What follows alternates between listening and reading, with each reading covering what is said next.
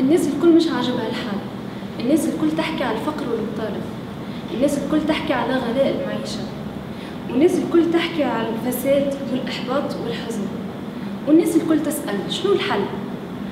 فما اللي سلم جملة وقالك احنا ما عندكم منا حتى قانون، وفما ناس تشوف الحل في تغيير السياسة، تغيير سياسة الدولة ورئيس الدولة وحكومتها، بدل الرئيس تو هو يصلح كل شيء ونعيشوا في سعادة وهناء.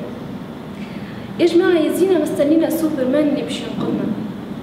يا أخي مازلنا ما فهمناش الآية اللي طول النهار وإحنا نرددوها والناس كل حافظينها، اللي يصلي واللي ما يصليش. لا يغير الله ما بقوم حتى يغيروا ما بأنفسهم. يا جماعة هذا كلام ربي، هو وعدنا اللي ماهوش باش يغيرنا حتى نغيروا أنفسنا بيدينا. يعني بلغة أخرى، مهما يكون رئيس بلادك ومهما يكون الحزب يمين أو يسار، ليبرالي أو اشتراكي، مش باش تبدل حد شيء إلا ما أنت تبدل. أنت سبب